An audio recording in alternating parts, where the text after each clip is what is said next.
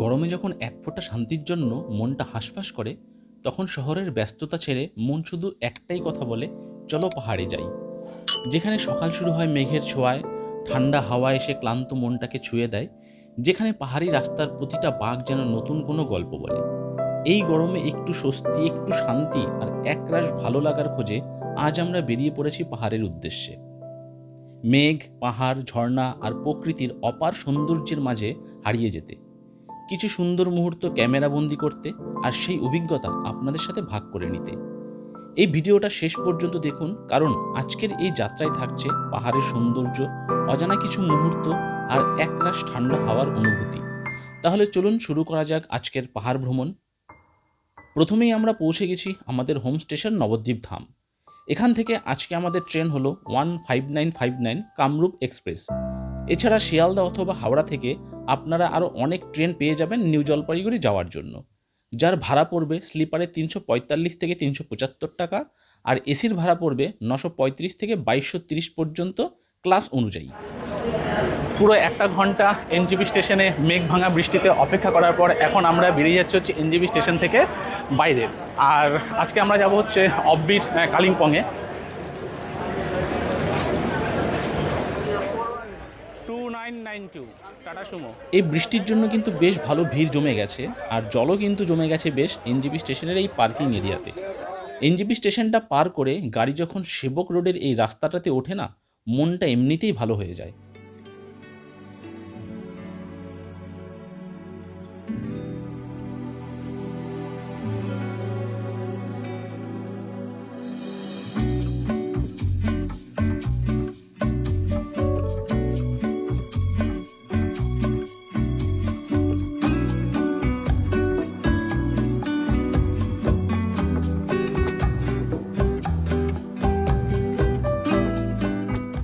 NJP থেকে কাপেরগাঁওয়ের দূরত্ব প্রায় 84 কিলোমিটার, সময় লাগবে মোটামুটি 4 ঘন্টা।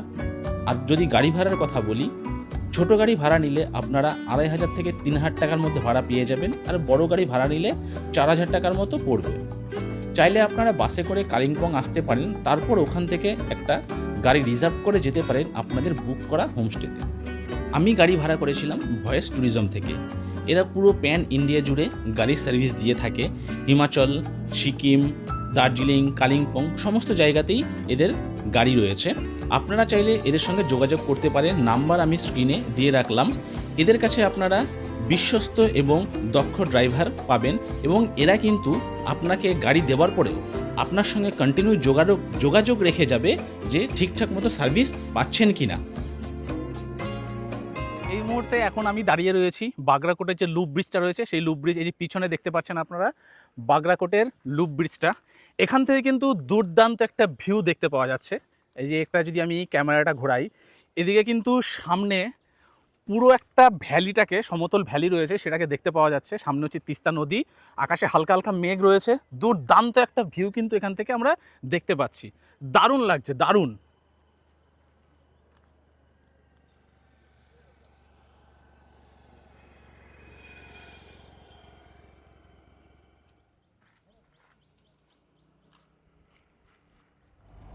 পূজা দেখো কিরকম মেঘ, মানে আমরা মেঘের রাজ্যে চলে এসেছি পুরো। দারুণ লাগছে কিন্তু। লাচেন থেকে লাচুং যাচ্ছি, বুঝলা? এই আমাদের ট্রিপে যারা রয়েছে এক একজনের অবস্থা দেখুন। এই যে এসেই তো শুয়ে পড়েছে, মানে বড়ি খেয়েছে, কিসের বড়ি খেয়েছে কি জানি, ঘুমের বড়ি খেয়েছে কিনা, ঘুমাচ্ছে। আর এদিকে জয়, আর এদিকে হচ্ছে গিয়ে কি বলবো, পপলা না যাক পপি। আর এখানে হচ্ছে শুভেন্দু, বডি শডি দেখাচ্ছে এখনো, মাসাল দেখা।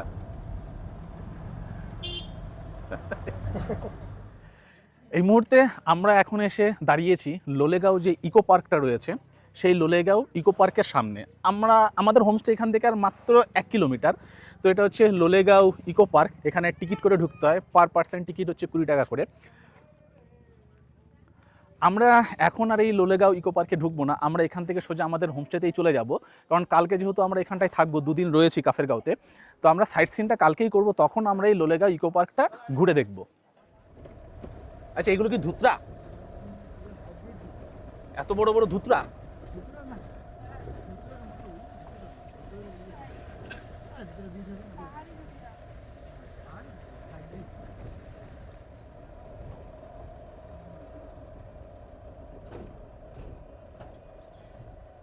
পৌঁছে গেছি আমাদের হোমস্টেতে, কাফের গাঁয়ে যে আমাদের হোমস্টে রয়েছে গ্রিন ভ্যালি হোমস্টেতে। এটা হচ্ছে হোমস্টের লুকটা, এই দিকটা পুরোটা জুড়ে এই হোমস্টেটা রয়েছে। একটুখানি মেন রোড থেকে একটু ভেতর দিকে আসতে হবে, কিন্তু ভিউটা কিন্তু দারুণ। এটা হচ্ছে পুরো হোমস্টেটা। ওদিকে একটা দোতলা কটেজ রয়েছে আর এদিকে নিচে কিছু কটেজ রয়েছে। আর এখান থেকে কিন্তু যদি বলি ভিউয়ের কথা, এখানে একটা ভিউ পয়েন্ট করা রয়েছে, মানে যত দূর নিচ পর্যন্ত দেখা যায় দারুণ একটা ভিউ কিন্তু এই হোমস্টে থেকে আমরা দেখতে পাচ্ছি। এদিকে কালো কালো মেঘগুলো নিচে নেমে আসছে, এদিক দিয়ে একটু আকাশটা পরিষ্কার রয়েছে।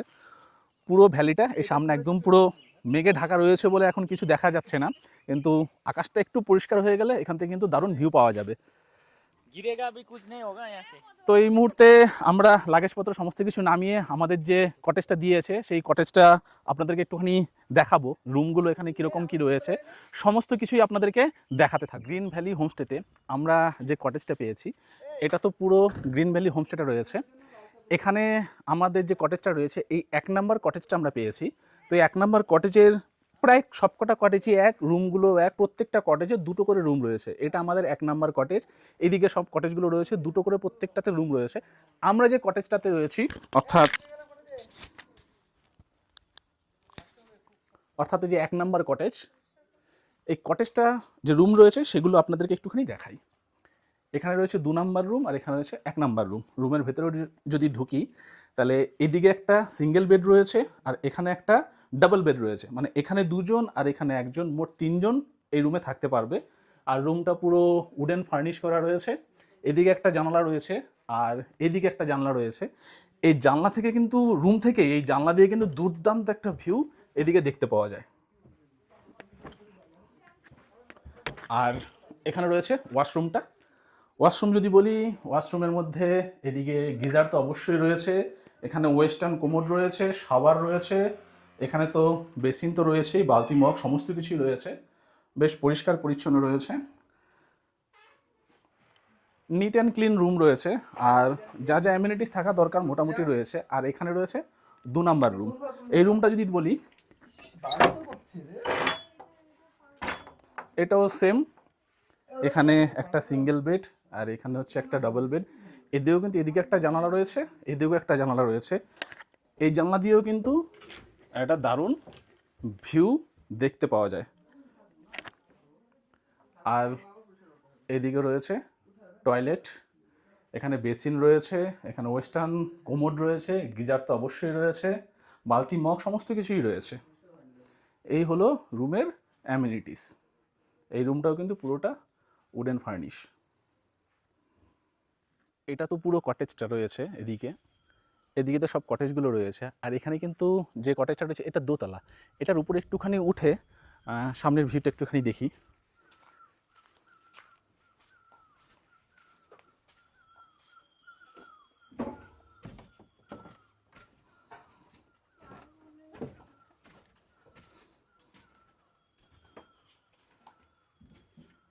এখানেও কিন্তু উপরে 2টো কটেজ রয়েছে,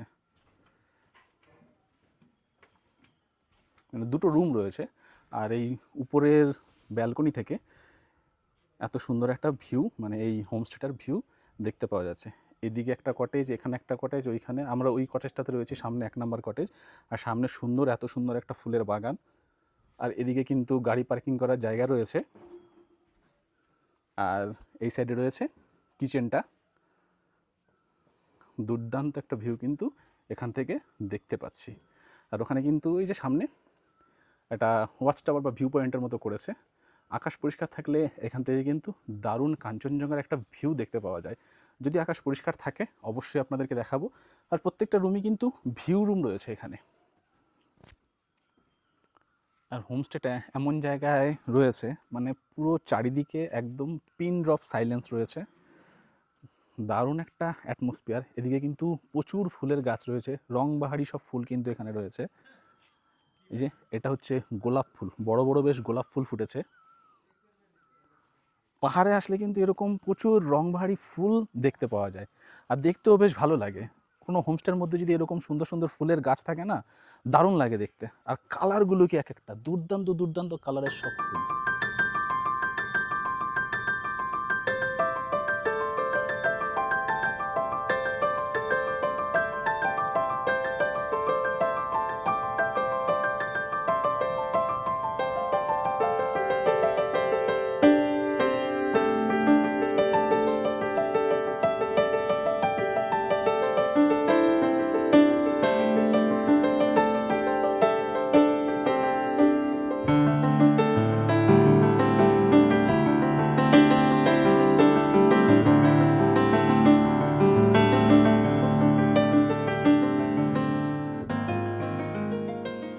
সময় হয়ে গেছে এখন দুপুর 1:40, আর হয়ে গেছে লাঞ্চের সময়ও। আর আমরাও এসে কিন্তু ফ্রেশ ট্রেশ হয়ে গেছি, স্নান টান হয়ে গেছে। ওয়েদারটা আস্তে আস্তে ক্লিয়ার হচ্ছে, মেঘ হচ্ছে কিছু কিছু সময়, আবার হচ্ছে গিয়ে রোদ্দাও আসছে।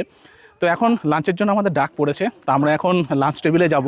আর এখানে যেহেতু আমরা প্যাকেজ রয়েছি, পার ডে পার হেড থাকা খাওয়ার প্যাকেজ রয়েছে, সমস্ত ইনফরমেশনটাই দেবো যে কত কি প্যাকেজ পড়ছে পার হেড করে, আর দুপুরে লাঞ্চে কী কী আছে সমস্ত ইনফরমেশন আপনাদেরকে জানাবো। তো এখন লাঞ্চ টেবিলে যাই, দেখি লাঞ্চে কী কী আছে। এটাই হচ্ছে গ্রিন ভ্যালি হোমস্টে। এখানে সমস্ত কোটেজগুলো রয়েছে, আর তার পাশেই রয়েছে পার্কিং লট, আর এখানেই রয়েছে হচ্ছে ডাইনিং শেড। লাঞ্চে এখানে আছে সাদা ভাত রয়েছে, আর ডাল আছে, এখানে একটা ভাজা রয়েছে, আলু আছে, আর সঙ্গে কি আছে বুঝতে পারছি না। আর এখানে ডিমের তরকারি রয়েছে। ভাতটা একটু নরম নরমই আছে, ফ্যানটা ঝরেনি। দুপুরে লাঞ্চ করার পর আমরা সবাই মিলে এসেছি একটুখানি সাইডেরটা হেঁটে হেঁটে, মানে পায়ে হেঁটে এক্সপ্লোর করার জন্য। চারিদিকটা পুরো নিস্তব্ধ, মানে পিন ড্রপ সাইলেন্স বলতে গেলে। হালকা ফুলকা চারিদিকেই কিছু কিছু পাখির ডাক বা পোকামাকড়ের ডাক শোনা যাচ্ছে, তাছাড়া কিন্তু আর কিছুই নয়। আর পাহাড়ে একটা জিনিস থাকে সব সময়, এই যে কুকুর, এ কিন্তু আমাদের হোমস্টে থেকে আমাদের সঙ্গে সঙ্গে এসছে এবং আমাদের সঙ্গেই থাকছে। মানে পাহাড়ে আসলে কোনো সময় এইভাবে পায়ে হেঁটে ঘোরা হয় না, তো এবার ইচ্ছে ছিল যদি এবার পাহাড়ে আসি তো এরকম পায়ে হেঁটে একটুখানি এক্সপ্লোর করব। তো তার জন্যই আমরা পায়ে হেঁটে এসেছি একটুখানি আশেপাশটা ঘুরে দেখতে। আর সন্ধেবেলা কিন্তু আমাদের ইভিনিং স্ন্যাক্স হিসেবে দিয়ে গেছে চা আর হচ্ছে পকোড়া। রাত্রেবেলা গ্রিন হিল হোমস্টের ভিউ কিছুটা এরকম। এই রাত্রেবেলা তো আমাদের হোমস্টেতে এই মেঘেদের আনাগোনাটা দারুণ লাগছে। মানে হঠাৎ করে যেমন আমরা বাইরে বসেছিলাম, মানে মেঘ এসে পুরো হোমস্টেটাকে ঢেকে দিয়েছে। Good morning from Kafergaon. আজকে আমাদের কাফেরগাঁওয়ের হচ্ছে সেকেন্ড দিন।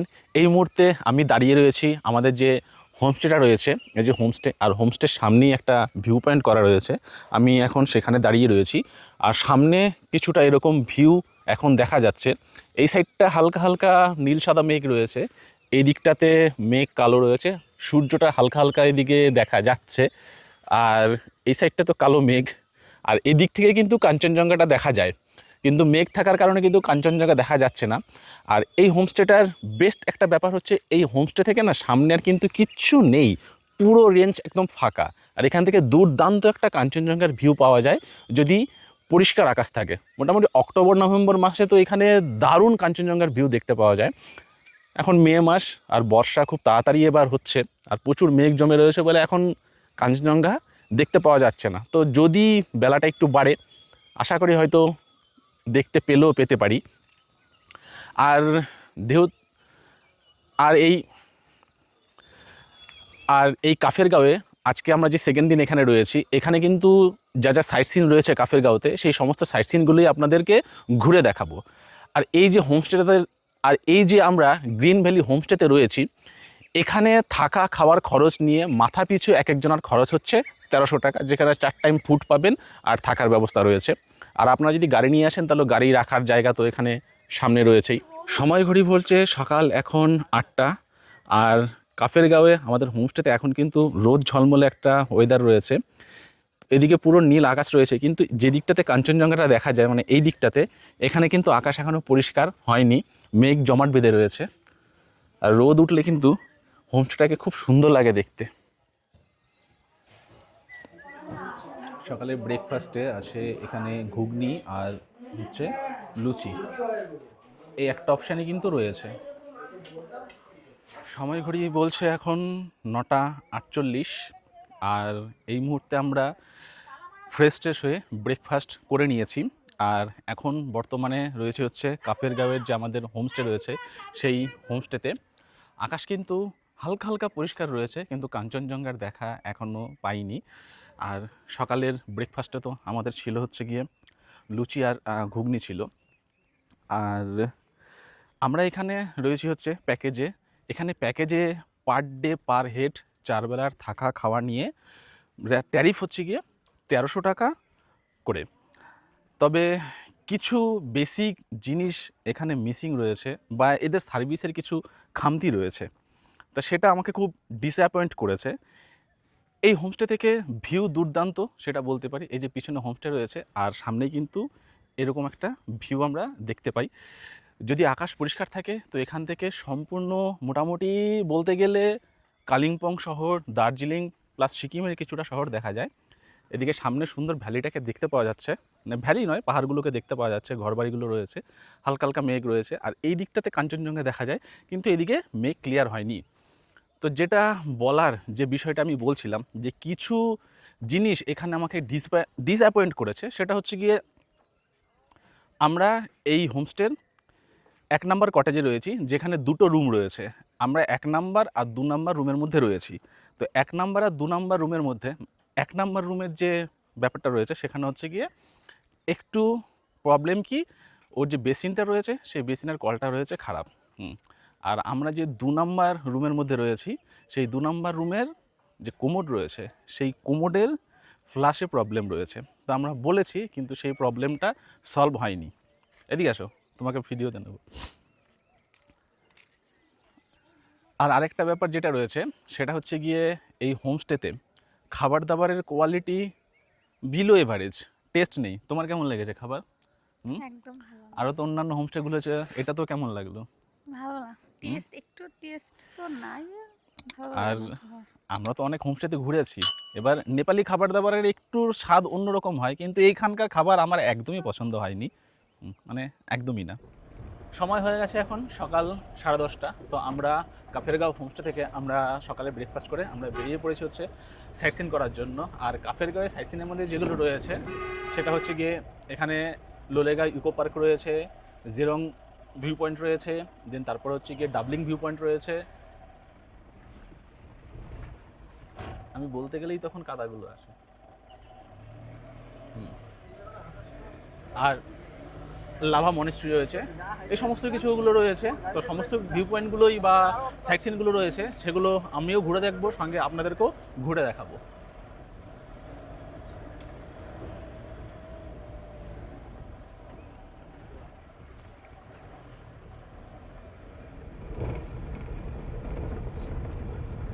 সেই ভিউ, সত্যি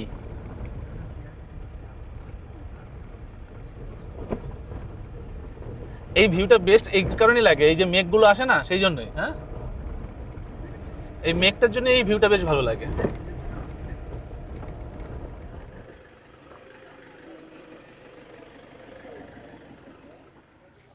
চলে এসেছি আমাদের প্রথম যে সাইট সিন রয়েছে ডাবলিং ভিউ পয়েন্ট, সে ডাবলিং ভিউ পয়েন্ট আমরা চলে এসেছি। আর এখানে এন্ট্রি করার জন্য কিন্তু 50 টাকা করে এন্ট্রি ফিজ রয়েছে। তো এখানে বেশ কিছু অ্যাক্টিভিটিস রয়েছে, তো এটা কিন্তু এন্ট্রির জন্য। আর ভিতরে কিছু কিছু অ্যাক্টিভিটিস রয়েছে তার জন্য কিন্তু আলাদা করে ভেতরেই হচ্ছে গিয়ে চার্জ দিয়ে আপনাদেরকে সেই অ্যাক্টিভিটিসগুলো কমপ্লিট করতে হবে। আমরা এন্ট্রি করে কিছুটা এসে এদিকে সিঁড়ি রয়েছে, এই সিঁড়ি দিয়েই কিন্তু ওপর দিকে উঠতে হবে। এখানে যে একটা ছোট্ট কাচের যে ব্রিজ রয়েছে সেটাতে দেখার জন্য এই মুহূর্তে চলে এসেছি ডাবলিং ভিউ পয়েন্ট। এখানে রয়েছে আই লাভ ডাবলিং লেখা রয়েছে, আর উপরে যে কাচের যে ব্রিজের মতো রয়েছে সেটা করা রয়েছে। আর এখান থেকে কিন্তু জিপ লাইনও করা যায়। তোমরা একটা জিপিং করো, তুমি গিয়ে দেখো ব্লগার, তুমি জিপিং করো। কিন্তু ব্যাপারটা হচ্ছে দেখতেই তো পাবো মাঝখানে না যদি কিছু। পড়ে যায় কেউ দেখতে পাবে না, কেন পড়বে ওরা আছে ধরে নেবে। ও ওকে পড়ার কথা। আর আমরা এই যে কাচের যে ব্রিজটার মতো রয়েছে সেটার উপরে উঠছি, কিন্তু ব্যাড লাক, মানে চারিদিকটা পুরো মেঘে ঢেকে গেছে, মানে কিচ্ছু দেখতে পাচ্ছি না। আর এটাতে কিন্তু অ্যাট এ টাইম 10 জনই কিন্তু উঠতে পারবে।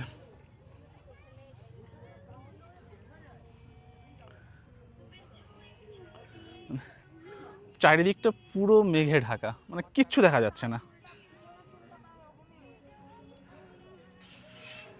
ব্যাড লাক, মানে যখন বেরিয়েছি তখন একটু সানি ওয়েদার ছিল, কিন্তু এখানে আসার পরে মেঘ ছাড়া আর কিচ্ছু দেখতে পাচ্ছি না।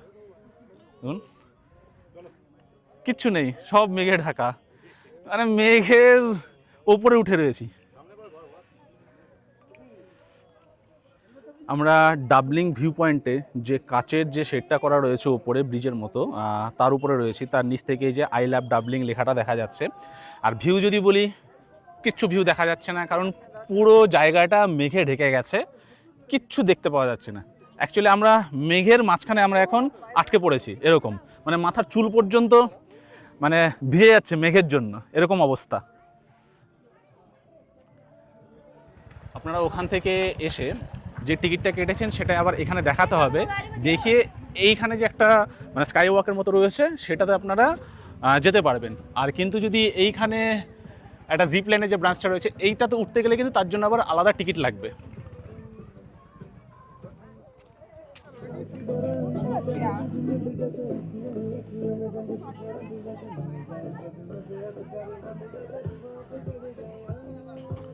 মেঘের জন্য পুরো ভিউটাই নষ্ট হয়ে গেল, মানে চারিদিকটা পুরো মেঘে ঢেকে গেছে, তো মেঘের জন্য পুরো ভিউটা নষ্ট হয়ে গেছে।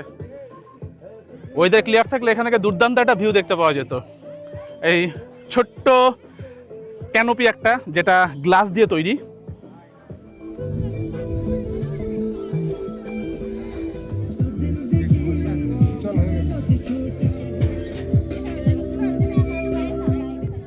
আচ্ছা ডাবলিং ভিউ পয়েন্ট ঘুরতে আসলে তার জন্য তো এন্ট্রি ফিস 50 টাকা রয়েছে। এই 50 টাকার মধ্যে কিন্তু আপনারা দুটো পয়েন্ট আপনারা দেখতে পারবেন। আর যদি আপনারা এখানে জিপ লাইন বা সাইক্লিং করেন তার জন্য কিন্তু আলাদা চার্জ রয়েছে। আর এখান থেকে কিন্তু আপনাদের জেরং যে ভিউ পয়েন্টটা রয়েছে, জেরং যাওয়ার জন্য কিন্তু আপনাদের আলাদা করে টিকিট করতে হবে। জেরং যাওয়ার জন্য কিন্তু 20 টাকা করে পার পার্সন টিকিট রয়েছে, আর গাড়ি পার্কিংয়ের জন্য কিন্তু 20 টাকা করে টিকিট রয়েছে। সেটা আপনারা বাইরে একদম পুরো এন্ট্রি গেটে যে কাউন্টার রয়েছে সেখান থেকেও কাটতে পারেন, নচেত ডাবলিং ভিউ পয়েন্টে এখানেও কিন্তু একটা কাউন্টার রয়েছে। এই যে ডাবলিং ভিউ পয়েন্টটা, এর সামনে কিন্তু কাউন্টার রয়েছে, এখান থেকে কিন্তু আপনারা টিকিট করে নিতে পারেন। আমরা কিন্তু এখান থেকে টিকিট করে নিয়েছি, এই যে 20 টাকা করে টিকিট। আর এখান থেকে জেরং ভিউ পয়েন্ট হচ্ছে প্রায় 2 কিলোমিটার মতো। আমরা গাড়ি বলে দিয়েছি, গাড়ি আমাদের চলে আসছে, এখান থেকে আমরা গাড়ি করে চলে যাব।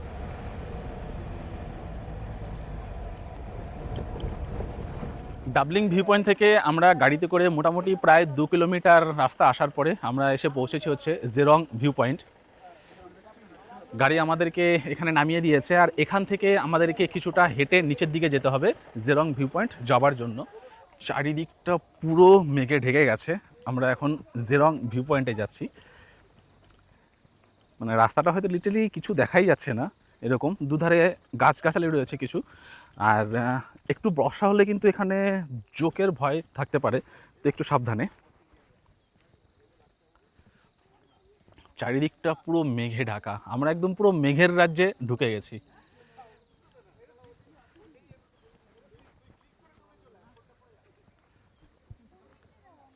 Do the best you can until you know better then when you know better do better.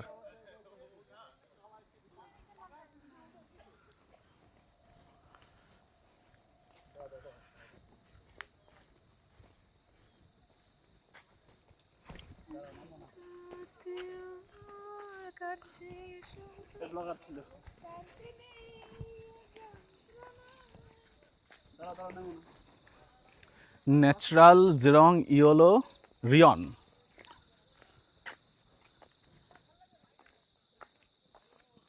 What you have and do what you can do. Strictly prohibited to take alcohol and food. আর এটা হচ্ছে plastic free zone. Natural জেরং view point.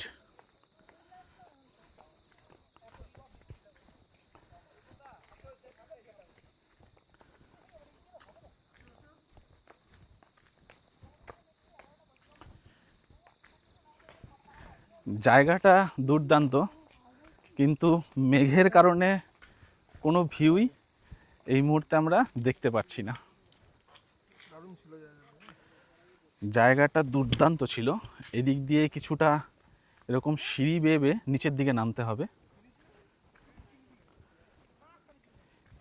এই সাইডটা পুরো মেঘে ঢাকা, পুরো মেঘে ঢাকা, কিচ্ছু দেখা যাচ্ছে না। লিটারালি সামনে কি আছে সেটাই আমরা দেখতে পাচ্ছি না, মানে এতটাই মেঘ এখানে। তো আমরা জেরং ভিউ পয়েন্টে এই সিঁড়ি বেয়ে এই যে নিচে দেখা যাচ্ছে যে কিছু মানুষ রয়েছে, আমরা ওইখানে যাব। ওখানে একটা গৌতম বুদ্ধের একটা ছবি আঁকা রয়েছে, ওইখানটাতে যাব। কিন্তু আমাদের ব্যাড লাক, মানে এত সুন্দর এখানে একটা ভিউ পাওয়া যায়, এখান থেকে এই জেরং ভিউ পয়েন্ট থেকে চারিদিকে দুর্দান্ত একটা ভিউ দেখতে পাই, কিন্তু আমাদের পুরোটাই ব্যাড লাক আমরা কিছুই দেখতে পাচ্ছি না, কারণ এই সময় পুরো এরিয়াটা মেঘে ঢাকা রয়েছে। মানে যেদিকে তাকাচ্ছি সেদিকে শুধু মেঘ মেঘ আর মেঘ। মানে আমরা যেই কটা ভিউ পয়েন্টে আজকে দেখতে গেলাম প্রত্যেকটা ভিউ পয়েন্টে শুধু মেঘ পাচ্ছি। কিন্তু আপনারা যদি নভেম্বর বা অক্টোবর মাসের দিকে এই দিকটাতে আসেন তাহলে কিন্তু এই সমস্ত জায়গাগুলো থেকে দুর্দান্ত একটা ভিউ আপনারা এনজয় করতে পারবেন। তো এখন আপাতত আমরা তো কিছু দেখতে পাচ্ছি না, নিচে যাই, যতটুকু মেলে কপালে ততটুকুই দেখব, কিছু করার নেই আমাদের আর।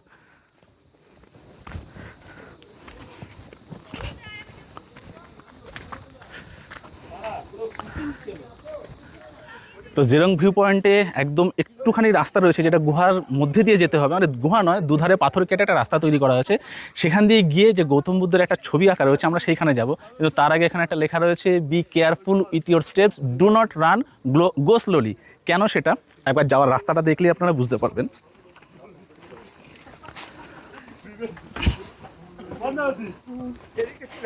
মানে লিটারালি কোন রাস্তাটা দিয়ে যাচ্ছি, মানে যাওয়ার যে রাস্তাটা, এদিকে কিন্তু দুধারে পাথর রয়েছে, পাথর কেটে কিন্তু এদিকে রাস্তাটা বানানো হয়েছে, এই দিক দিয়ে আমাদেরকে যেতে হবে। বর্ষাকালে আসলে কিন্তু খুব সাবধানে আসতে হবে, খুব পেছল কিন্তু এখানে হয়।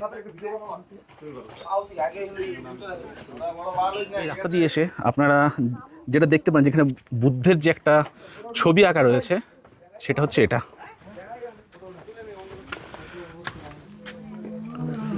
এই বুদ্ধের যে ছবিটা আঁকা হয়েছে এটা কিন্তু দুটো আলাদা আলাদা পাথর রয়েছে, তার মধ্যে কিন্তু সুন্দর করে এটাকে রং করে করা হয়েছে। আর আরেকটা ব্যাপার যেটা রয়েছে, আমার মনে হয় না এখানে বৃষ্টি হলেও এখানে জল লাগে। এটাই বই।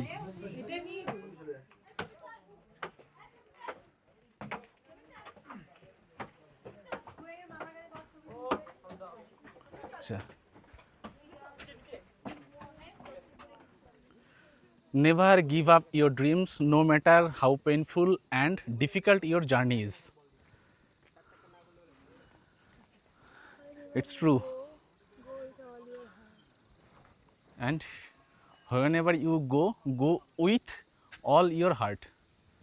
Be kind. এখানে কিন্তু বেশ ভালো ভালো কথা লেখা আছে প্রত্যেকটা মানে টার্নে টার্নে। Don't quit your day dream. Wow. অ্যাম্বিয়েন্সটা কিন্তু দুর্দান্ত। মানে ভিউ হয়তো সামনে কিছু দেখতে পাচ্ছি না, কিন্তু এখান থেকে যেটা পাচ্ছি, যে ওয়েদারটা পাচ্ছি সেটাও কিন্তু অনবদ্য।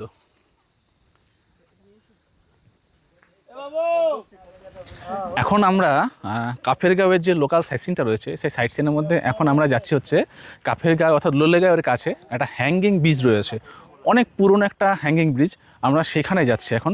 আর আরেকটা ব্যাপার এখানে যেটা দেখলাম, এর আগে আমি অনেক ভিডিও দেখেছি যে এখানে যাওয়ার জন্য সেরকম কোনো রাস্তা ছিল না, কিন্তু এখন যেটা দেখতে পাচ্ছি এদিকে কিন্তু এরকম ঢালাই রাস্তা করে দেওয়া হয়েছে আর পুরো মেঘে ঢেকে গেছে।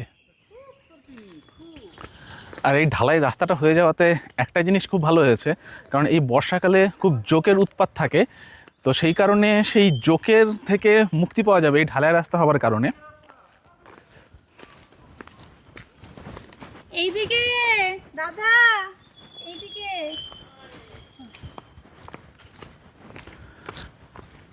আর এরকম রাস্তার মধ্যে দিয়ে কিন্তু আমাদের বেশ কিছুটা হেঁটে যেতে হবে হ্যাঙ্গিং ব্রিজটাতে পৌঁছানোর জন্য। একটু হাঁটতে হবে, তবে এর ভেতর দিয়ে হেঁটে যাওয়ার জন্য একটা বেশ থ্রিলিং একটা ব্যাপার রয়েছে কিন্তু।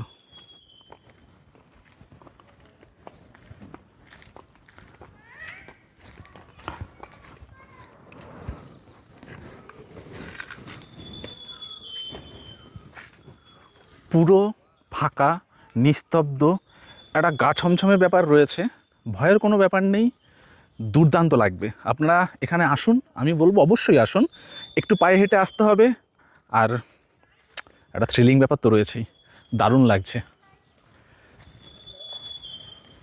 আমরা কিন্তু পৌঁছে গেছি হ্যাঙ্গিং ব্রিজের একদম সামনেই, এই যে সামনেই হ্যাঙ্গিং ব্রিজটা রয়েছে। আমি যতদূর মানে জানতে পারলাম এই হ্যাঙ্গিং ব্রিজটা নাকি প্রায় 200 মিটার লম্বা ছিল। এখন যদি হ্যাঙ্গিং ব্রিজটাতে ওঠা যায় না, এই হচ্ছে সেই হ্যাঙ্গিং ব্রিজ। নিচ দিয়ে কিন্তু একটা যাওয়ার রাস্তা রয়েছে, মানে হ্যাঙ্গিং ব্রিজ কতটা গেছে সেটা দেখা যায়, কিন্তু একটু সাবধানতা অবলম্বন করে যেতে হবে যদি বর্ষাকালে আসা হয়, কারণ জোকের খুব ভয় থাকতে পারে।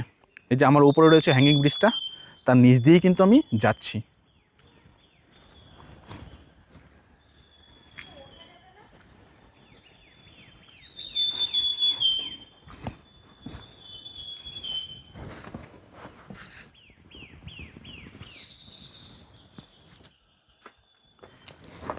জোকের উৎপাত কিন্তু খুব বেশি আছে এখানে, সাবধানে আসতে হবে। আমার পায়ে অলরেডি একটা জোক কামড়ে বসে পড়েছিল, তো সেটাকে ছাড়িয়েছি। যেহেতু মেঘলা ওয়েদার না, আর বৃষ্টি তো স্যাঁতসেঁতে হয়েছে, জোকের উৎপাত প্রচণ্ড। এই গাছের নিচগুলো দিয়ে যাওয়ার জন্য কিন্তু সাবধানে যেতে হবে। দেখুন এই যে পুরো স্যাঁতসেঁতে জায়গা।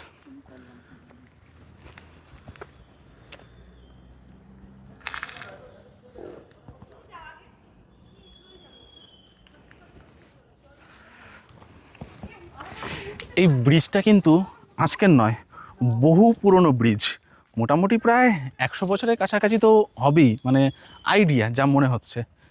এখন ব্রিজটা ভেঙে গেছে, এখন তার এর উপরে ওঠা যাচ্ছে না। প্রায় 200 মিটার লম্বা ছিল এই ব্রিজটা। এই যে আমরা যে রাস্তাটা দিয়ে এখন হাঁটছি, আগে কিন্তু এই রাস্তা ছিল না। এখন এই রাস্তাটা ঢালাই করে দেওয়া হয়েছে যাতে সাধারণ মানুষ যাতায়াত করতে পারে, বা ট্যুরিস্ট যারা রয়েছে তারা যাতে আসতে পারে। আর রাস্তাটা করা হয়েছে ঠিক যে হ্যাঙ্গিং ব্রিজটা রয়েছে, উপরে একবার দেখাতে বলবো, ঠিক হ্যাঙ্গিং ব্রিজের নিচ দিয়েই কিন্তু রাস্তাটা রয়েছে। ওপরে হ্যাঙ্গিং ব্রিজ আর এই যে নিচে হচ্ছে রাস্তা। আর ওয়েদারটা কিন্তু দুর্দান্ত লাগছে, মানে অ্যাম্বিয়েন্সটা এক কথায় দারুণ। বিশেষ করে এই যে মেঘগুলো যে উড়ে উড়ে চলে আসছে না এই গাছের ফাঁকগুলো দিয়ে, এটাই সবচাইতে বেস্ট লাগছে, দারুণ লাগছে। কিন্তু জোক হইতে কিন্তু সাবধান। মানে লিটারালি পুরো এরিয়াটা মেঘে পুরো ঢেকে গেছে।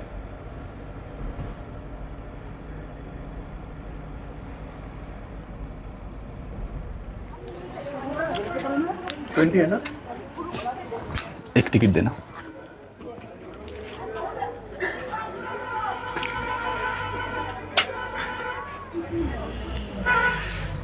লোলেগাঁও ইকো পার্ক যাওয়ার জন্য 20 টাকা করে এন্ট্রি ফিস টিকিট করে নিয়েছি, এখন ভেতরে ঢুকতে হবে।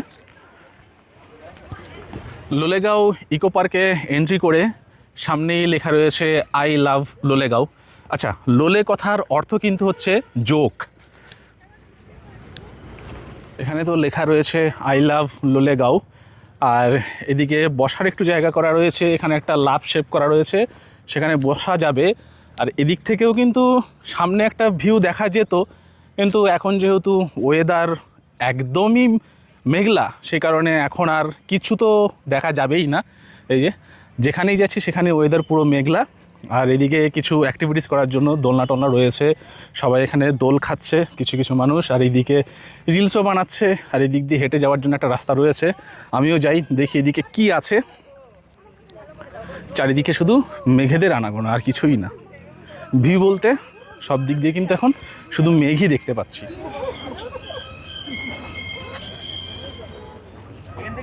আর এদিকে একটা মানে ছোট্ট করে গাছের উপরে একটা ভিউ পয়েন্ট মতো করা রয়েছে, জাস্ট একটা ওয়াচ টাওয়ার, অনেকেই এখানে উঠেছে। আর এদিক দিয়ে যদি নিচে নেমে যাওয়া যায় তাহলে কিন্তু এইখানেও একটা ছোট্ট ক্যানোপি টাইপের করা রয়েছে এখানে, যেটা আমরা হ্যাঙ্গিং ব্রিজটা যেখানে গেলাম না সে যেরকম ছিল, এখানেও কিন্তু অনেকটা ওরকম টাইপের একটা ক্যানোপি রয়েছে। এই যে ছোট্ট একটা ক্যানোপি রয়েছে। আর যেহেতু লোলে কথার অর্থই হচ্ছে জোক, তো এখানেও কিন্তু বেশ জোক থাকতে পারে।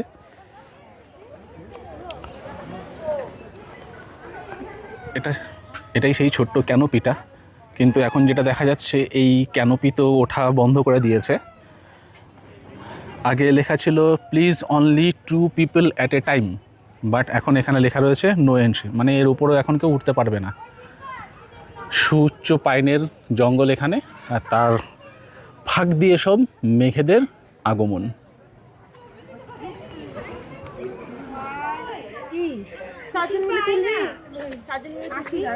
আমি একটা তুলি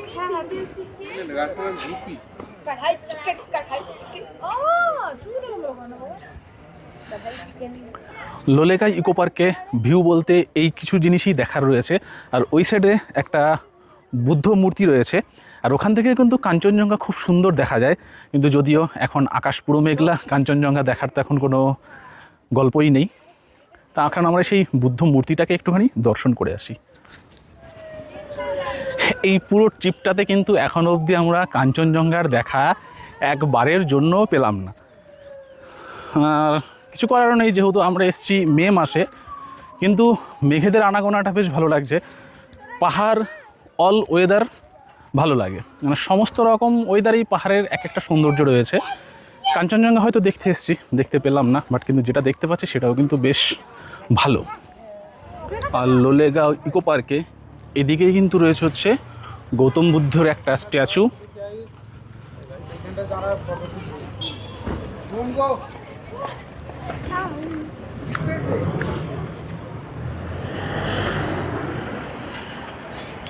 আর এখানে কিন্তু রয়েছে হচ্ছে prayer wheel.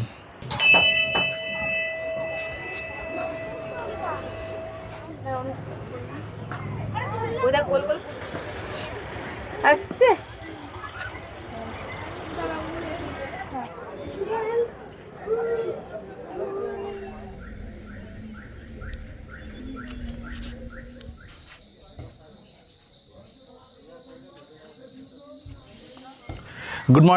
Good morning from কাফের গাঁও। আজকে কাফের গাঁওতে আমাদের হচ্ছে গিয়ে তৃতীয় দিন আর হচ্ছে লাস্ট দিন। আজকে আমরা এখান থেকে চেক আউট করে বেরিয়ে যাব। তো এখানে আমরা কীরকম থাকলাম, এখানকার সার্ভিস কেমন, খাওয়া দাওয়া কেমন, সমস্ত কিছু তো আপনাদের বললাম। ভালো খারাপ সমস্তটাই মিশিয়েছিল। বাকিটা আপনাদেরকে সমস্ত কিছু বলেছি। এবার বাকি বিষয়টা আপনাদের হাতেই তুলে দিলাম। আর এখান থেকে কিন্তু আজকে আমরা চেক আউট করে বেরিয়ে যাব হচ্ছে গিয়ে বার্মেকের উদ্দেশ্যে। আর বার্মেকে আমরা ওখানে দুদিন থাকবো। তো ওখানকার অ্যামিনিটিস, ওখানকার পরিবেশ, ওখানকার অ্যাম্বিয়েন্স সমস্ত কিছুটাই তুলে ধরবো। তাই পরবর্তী ভিডিওটা অবশ্যই দেখতে থাকবেন। আর এই ভিডিওটা আমি এখানেই শেষ করে দিচ্ছি। আর ভিডিওটা কেমন লাগলো সমস্ত বিষয়টা আমাদের সামনে তুলে ধরেছি। কেমন লাগলো ভিডিওটা সেটা অবশ্যই একটা কমেন্ট করে জানাবেন। যদি ভিডিওটা ভালো লাগে তাহলে লাইক করে দেবেন আর চ্যানেলটা সাবস্ক্রাইব করে পাশে থাকবেন।